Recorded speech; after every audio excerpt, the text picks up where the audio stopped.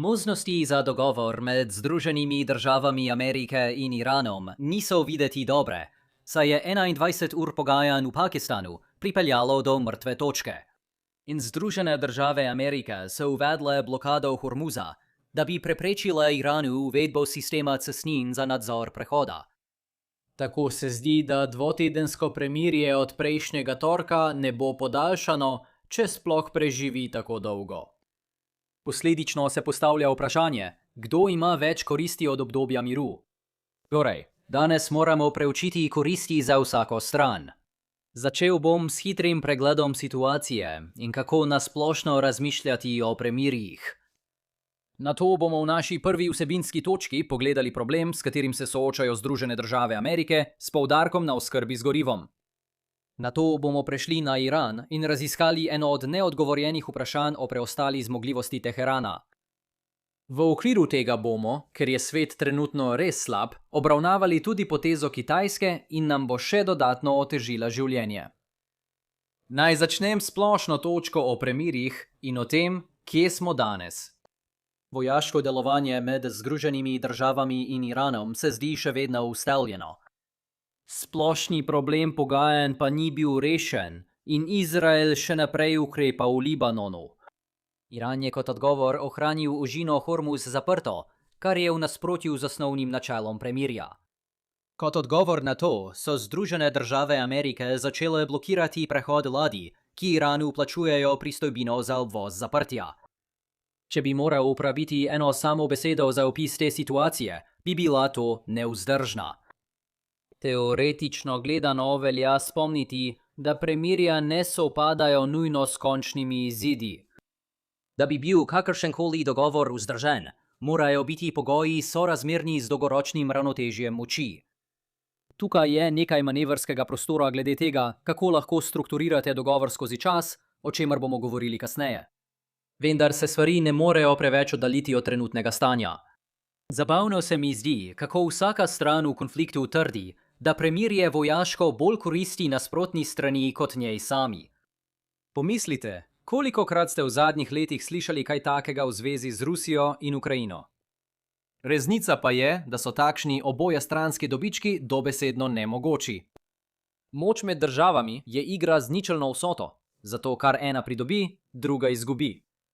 Pričakovani izid se lahko premakne le v eno smer, zato lahko od premora vojaško koristi le ena država.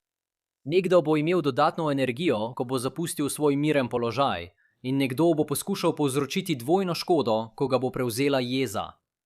Kot opazovalec vojne je o takšnih trditvah bolje razmišljati v okviru, h kateremu se vedno znova vračamo. Verjetno je najbolje, da v tem pogledu ne poslušamo, kaj voditelji trdijo. Predstavljajva si, da bo ena stran res pridobila več.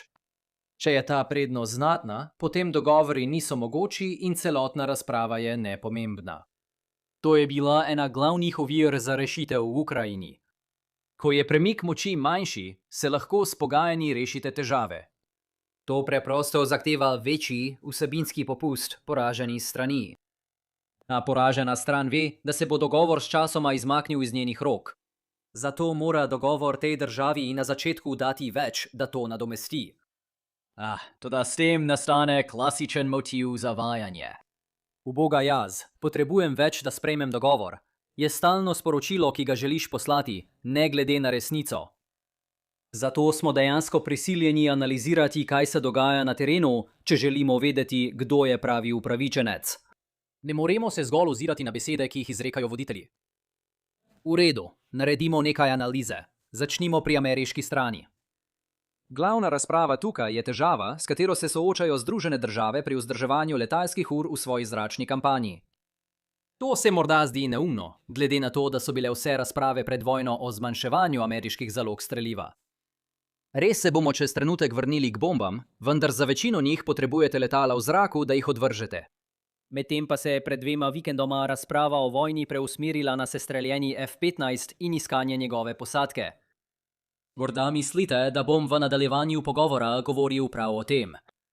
Kot se je izkazalo, ni čisto tako.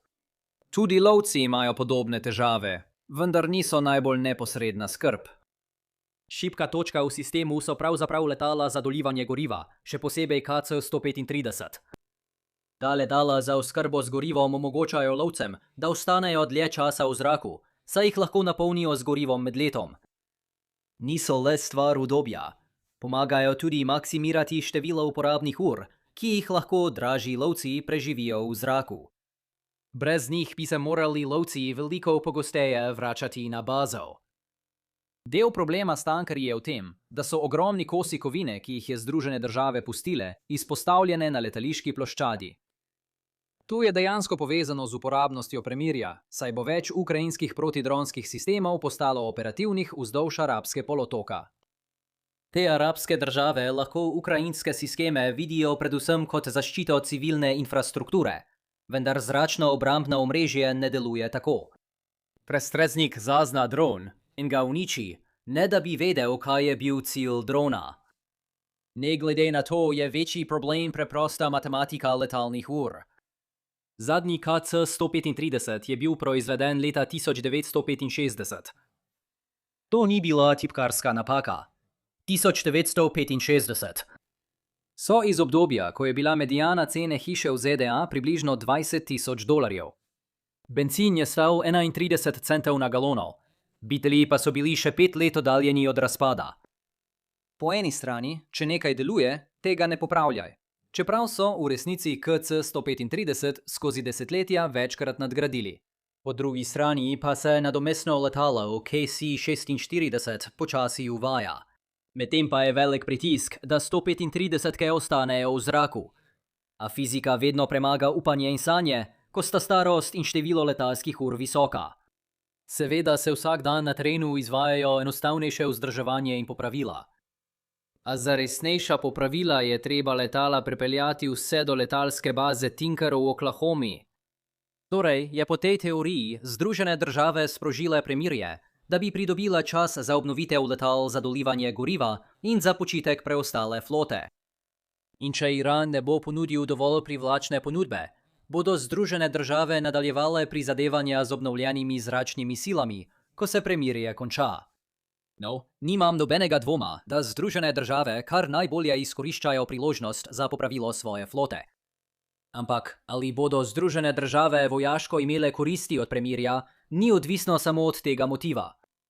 Namesto tega moramo upoštevati tudi, kaj počne Iran in narediti ustrezno primerjavo med obema. V redu. Kaj pa počne Iran? Nažalost je odgovor na to vprašanje bolj nejasen, kar bo otežilo našo sposobnost, da z zaupanjem ocenimo primerjavo. Ampak poskusimo po svojih najboljših močeh. En del, ki ga bolje razumemo, je sposobnost Irana, da obnovi svoje različne programe orožja. Kratkoročno tu ni problem. Iran bo moral uporabiti precej časa za obnovo ustreznih objektov in dobavnih verig. To odpira vprašanje, kako dolgo bo trajalo, preden bodo Združene države ali Izrael morda skušali napasti iransko obrambno industrijo. Vendar se glede časovnice premirja za Iran na tem področju ne bo veliko spremenilo. Težji problem, tako glede javnih informacij kot časovnice premirja, pa je, koliko orožja in, kar je najpomembneje, protiletalskega orožja je Iran med vojno skril v bunkerje. Če menite, da je odgovor nič, da so potrebovali vse, kar so imeli, in so zato razporedili vse, kar so imeli, potem je preostanek tega vprašanja zgolj akademski. Iran nima ničesar, kar bi lahko ponovno razporedil, zato je premirje nepomembno za odločitve o razporeditvi. Če ne, se Združene države soočajo z velikim problemom. Prvi korak zračne vojne je uničenje protiletalskih sistemov cilja.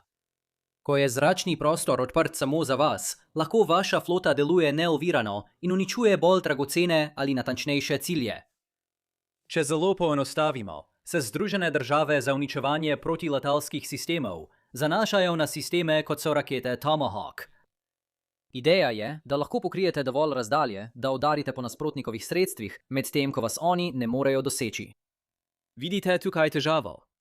Tomahawki in podobni sistemi so glavni razlog za skrb glede ameriških zalog, ko gre za morebitno vojno v Indo-Pacifiku. Če bi se vojna z Iranom za daljše obdobje ustavila in bi Iran dejansko imel pomembna sredstva zračne obrambe pod zemljo, bi bilo treba tomahawke znova uporabiti. Primerjajte to s svetom stalnih napadov, kjer lahko, če ameriške obveščevalne službe ostanejo na tekočem z razmerami, lovci namesto tega preprosto odvržejo JDAM bombe. To je postala glavna napadalna kampanja, pri čemer so bili tomahawki v rezervi. V nasprotju s tomahawki, vojska zalogov JDAM bomb vidi kot praktično neomejeno. Tako bi lahko daljši premor prisilil Združene države, da zamenjajo niz orožij z nizkimi oportunitetnimi stroški za niz orožij z visokimi oportunitetnimi stroški. Seveda težava z dolivanjem goriva še vedno obstaja, vendar rešitev ni v tem, da bi naenkrat opravili celovita popravila celotne flote. Rešitev je v tem, da se določen odstotek letal ves čas namenja vzdrževanju, tako da se letala po vzdrževanju nenehno vračajo v uporabo. To je isti sistem, ki ga Združene države uporabljajo za svoje letalonosilke, tako da to ni tuj koncept. To bi morda zahtevalo upočasnitev tempa vseh bojnih poletov, vendar je to še vedno bolje, kot dati Iranu prosto priložnost za zadihati. Zdaj bi morali prepoznati veliko težavo z ameriškim arzenalom. Iranska vojna, oziroma vsaj njena začetna faza, je trajala približno 40 dni. Intenzivnost bojev bi opisal kot povišano, vendar ne skrajno. In potem so vsi znaki kazali, da Pentagon opaža velike primanjkljaje v svojih zalogah Tomahawk raket. No, če je temu tako, ali kdo misli, da so bile januarske zaloge Tomahawk raket zadostne za resno vojno proti Kitajski? Težko. Pomanjkanje je vidno zahtevalo znatna vlaganja v proizvodnjo orožja, ki so jih vlada za vlado prelagale. Očitno je bila Trumpova administracija veliko bolj stroga glede ameriškega orožja poslanega v Ukrajino. Toda tudi Biden je bil previden. To je razlog. Zato smo se zdaj znašli v situaciji, kjer bodo Združene države imele velike težave, če bo Kitajska v naslednjih nekaj mesecih ukrepala. Ali bodo Združene države imele iste težave v naslednjih nekaj letih, je odvisno od naložbenih in proizvodnih odločitev, sprejetih v senci te vojne. Kar zadeva Kitajsko, je vse več poročil, da Peking želi Iranu dobaviti več protiletalskih sistemov, zlasti prenosnih. To bi bilo veliko lažje, če bi bil zračni prostor odprt zaradi premirja. Pomorska pot zagotovo ni. Ampak spomnite se, kako naj bi Rusija po govoricah pošiljala opremo v Iran, verjetno prek Kaspijskega morja. Kitajski ne bi bilo težko uporabiti Rusije kot posrednika, tudi če to nekoliko zaplete logistiko. Zato je to nekaj, kar je treba imeti v mislih, vendar ne bo ključno za odločitev o prekinitvi ognja. Torej, kakšne so naše ključne ugotovitve za danes? Vsi radi trdijo, da premirja škodujejo njihovim možnostim, če se vojna ponovno začne. To je zgolj pogajalska taktika, ki jo morate zato prezreti. Praktično gledano imajo Združene države koristi od premora, ker lahko servisirajo svojo zastarelo floto letal za oskrbo z gorivom. Toda to ima svojo ceno, saj lahko Iran v tem času potencialno preuredi svoje protiletalske sisteme. Na koncu, sumim, da prevlada slednja skrb. Lahko si predstavljam svet, kjer Združene države Amerike sprejmejo obnovo iranske zračne obrambe, kljub težavam s tomahawki, ki bi jih to lahko povzročilo v prihodnosti. Toda to zahteva, da Združene države Amerike trenutno ocenijo dogovor kot razmeroma ugoden. Zaprtje ožine ni nič takega. Torej, tukaj se bo moralo nekaj spremeniti. Morda bo Iran popustil glede Hormuza in dovolil, da mednarodni promet poteka kot običajno. Morda bodo Združene države Amerike ponovno začele sovražnosti, morda čez 2 tedna, morda prej ali pa malo kasneje. Morda bodo Združene države Amerike še malo počakale, da vidijo, kako učinkovita bo njihova protiblokada. Težko si je predstavljati svet, v katerem bi hkrati veljalo premirje in bi bila ožina zaprta. To je najslabša možna kombinacija za Washington.